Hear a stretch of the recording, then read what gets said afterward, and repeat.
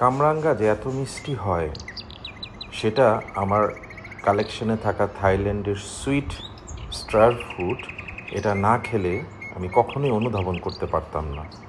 এটা আপনার কামরাঙ্গা সম্পর্কে ধারণাটাই পাল্টে দেবে।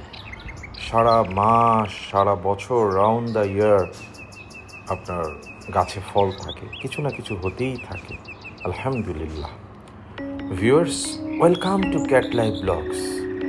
আশা করি আপনারা সবাই ভালো আছেন আল্লাহ পাকের অশেষ রহমতে। শীতের মিষ্টি বিকেলে চলে আসলাম আপনাদের জন্য একটি কন্টেন্ট করতে।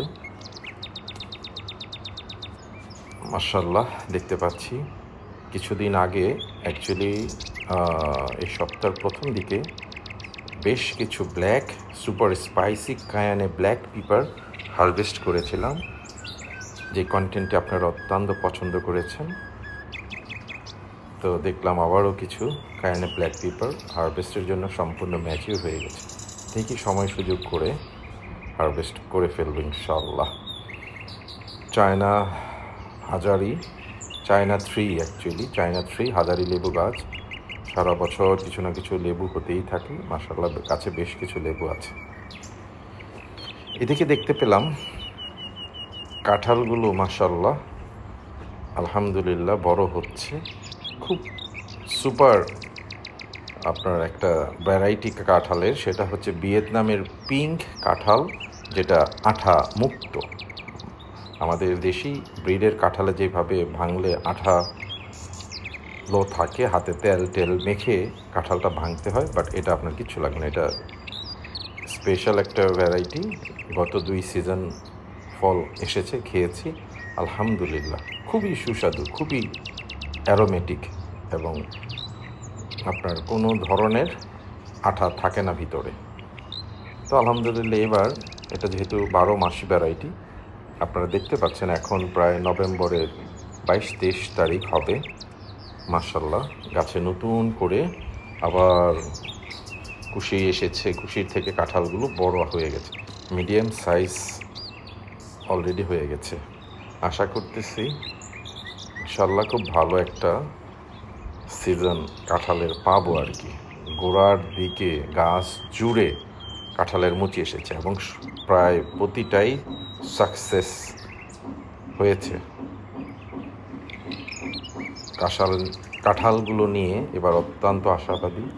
মাশাআল্লাহ, দেখতে পাচ্ছেন ট্যাং লেবুগুলো ম্যাচিউরের কাছাকাছি চলে আসছে।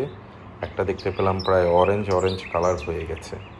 পাশে আরেকটা গাছ আছে যেটায় থেকে হয়তো আজকালকের মধ্যেই কিছু হারভেস্ট করা যাবে। কি সুন্দর একটা রোদেলা পরিবেশ। যখনই বাগানে ফ্রন্টিয়ার গার্ডেনে আসি, আমার এই সুপার স্পাইসি এই কায়ানে ব্ল্যাক পেপারের গাছটার কাছে না আসলে ভাল লাগে না। এত সুন্দর, ইটস লাইক অর্নামেন্টাল ট্রি।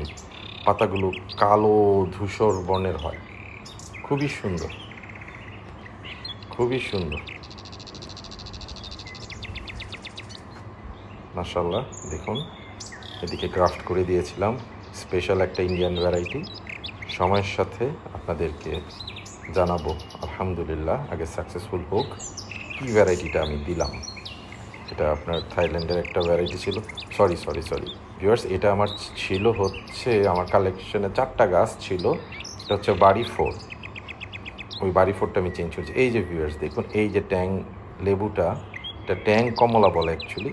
ওই ট্যাং অরেঞ্জটা খুব ম্যাচিউর হয়ে গেছে মাশাআল্লাহ। ছোট্ট একটা পেঁপে গাছ, আল্লাহ পাক বরকত দিয়েছে। বেশ কিছু পেঁপে ম্যাচিউর হয়েছে, এখন হয়তো পাকার জন্য অপেক্ষা করছে। ওইদিকে মিষ্টি অরেঞ্জিশ সূর্যটা উকি দিচ্ছে। এত সুন্দর একটা পরিবেশ আলহামদুলিল্লাহ, আল্লাহ পাকের বিশাল এক নেয়ামত। ভিউয়ার্স, আপনারা এই কন্টেন্টটা যারা নতুন দেখছেন, আপনাদের প্রতি অনুরোধ রইল অবশ্যই সাবস্ক্রাইব করে আমাদের পাশে থাকবেন। এবং আমার যেই সম্মানিত এবং ভালোবাসার ভিউয়ার্সরা যারা অলরেডি আমাকে সাবস্ক্রাইব করেছেন, thank you so much and I really appreciate for your support.